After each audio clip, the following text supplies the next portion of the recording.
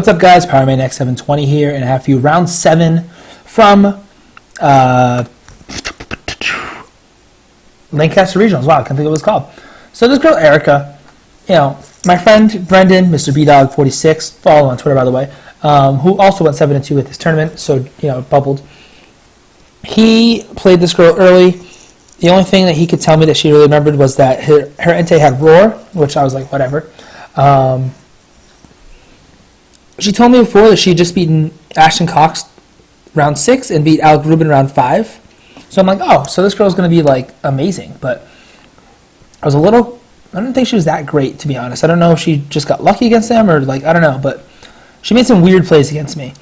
So turn 1, she leads Thundy Entei.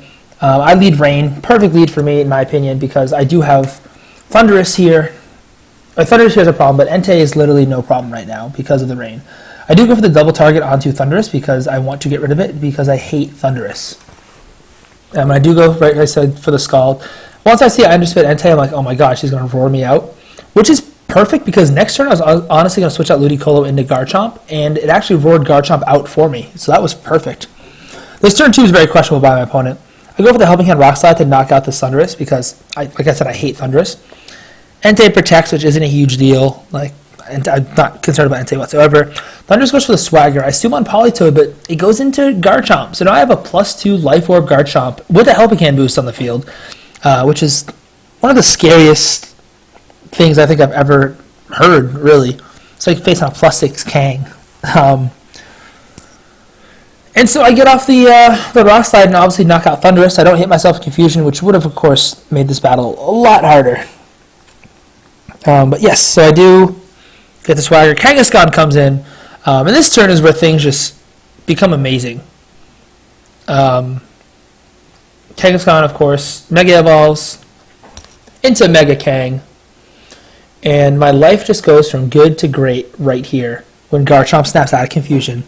And so now I have a +2 Garchomp with Life Orb without Confusion on the field.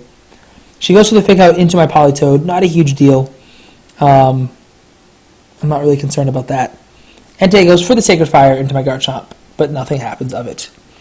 I do go for the Helping Hand Earthquake here, because I figure at +2 on a Life Orb, like, I'm going to knock stuff out, including my home Politoed, but that's okay.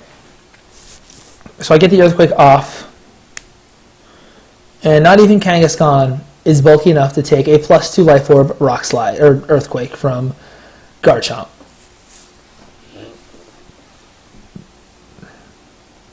And I lose some Life Orb damage. So at this point, I have the match I know in hand. Even though my Milotic comes out and I send out Salamence to give it a competitive boost, I know there's no chance that this Milotic lives an Earthquake plus Double Edge. There's just no way.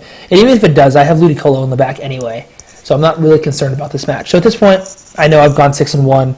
1 win away from pretty much guaranteeing cut. 2 wins away from, guaranteeing cut. Salamence, of course, Mega Evolves, but Salamence isn't even going to be needed in this match, which is awesome also, because Garchomp decides to just crit this Milotic and pick up the knockout with Earthquake, as you can see here. So Garchomp once again picked up all 4 KOs in this match. It really put in work today, and I think this match is a perfect example of it, especially if you try to swagger at turn 1 or turn 2. So that was my battle versus Erika Pierson. Stay tuned for round 8. Wow, round 8.